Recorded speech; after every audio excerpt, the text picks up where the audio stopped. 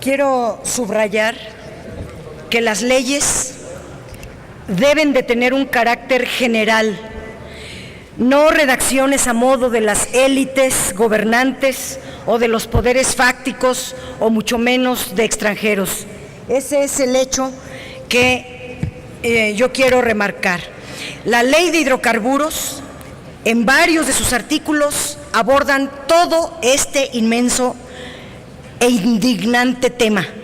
La ley de la industria eléctrica trae capítulos completos para este nefasto e indignante tema. La ley de los órganos coordinados convierte a los órganos coordinados en los gestores del despojo de las tierras. Y la ley de geotermia, en su artículo 4, establece también la servidumbre, es decir, se abrió todo un articulado exprofeso para despojar a las comunidades de sus tierras. La ley de hidrocarburos, que es la que discutimos hoy, otras las vamos a decir después, establece un procedimiento para la adquisición de terrenos mediante una negociación simulada, que no considera la asimetría entre los potentados del petróleo y las comunidades rurales, indígenas, comunales de México. Todo el capítulo 4 de esta ley considera a las compañías petroleras en igualdad de capacidad de negociación que las comunidades. Para empezar, los representantes de las petroleras ya tuvieron la ventaja de plasmar en ellas sus intereses y las comunidades no, ni siquiera han sido consultadas, serán despojadas con todo el abuso de poder. Y puedo darles ahorita 20 ejemplos, ya varios los dio el compañero Isidro. Se trata de un procedimiento amañado para legalizar el despojo de las propiedades comunales.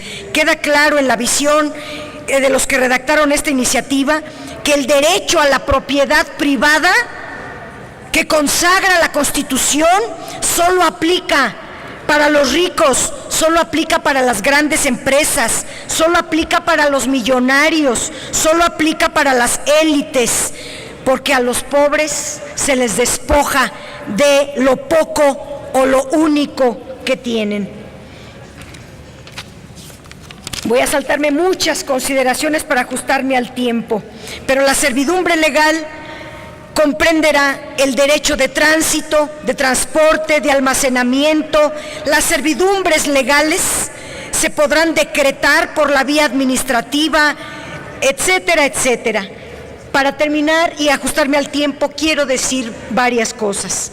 Estos articulados van a tener muchos problemas y consecuencias. Uno, el poder del pueblo organizado es superior al poder del dinero, cosa que no han tomado ustedes esa dimensión. La Constitución establece que el poder dimana del pueblo y se erige en su propio beneficio, y el pueblo sabe hacer valer estas cosas. Que la causa de utilidad pública es eso, es pública, no puede aplicarse para beneficiar a un privado, a un particular. No se puede despojar a las comunidades para beneficiar a un transnacional. Viola los derechos humanos consagrados apenas el año pasado en el primero constitucional.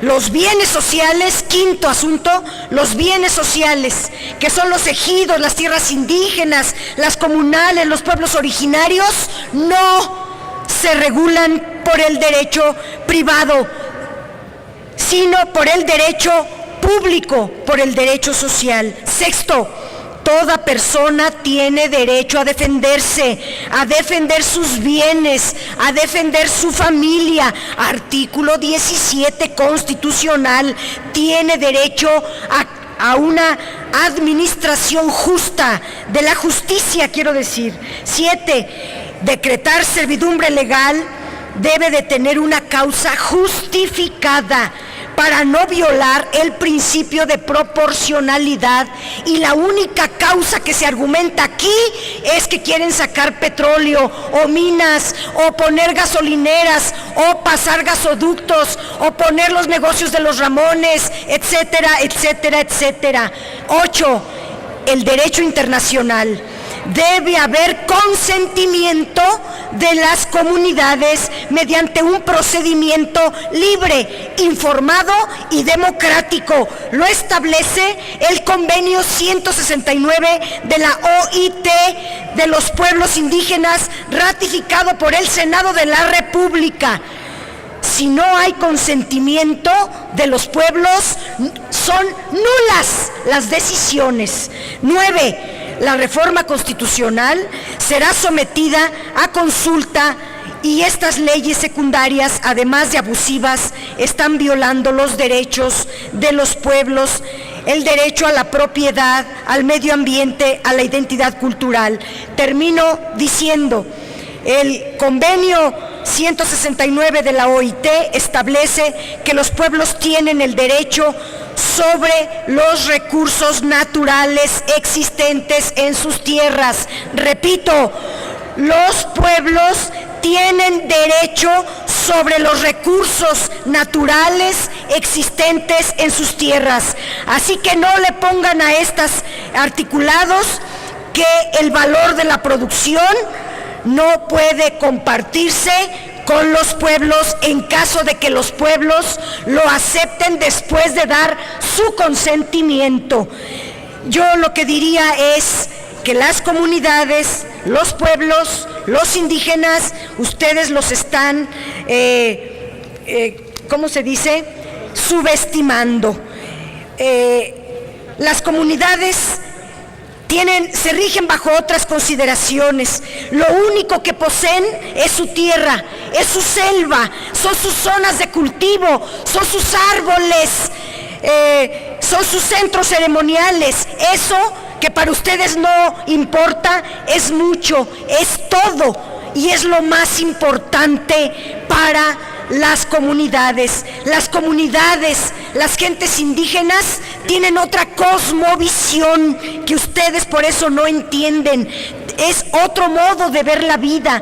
Unos creen que es más importante que la cultura, que la historia, que la tierra, que consideran que es más importante el oro o las ganancias de los magnates o los business o los negocios de contratistas. Las comunidades no piensan así, por eso nunca se ponen de acuerdo, por eso la prioridad de las empresas que se van a sentar a negociar es el lucro, es el capital, es el dinero.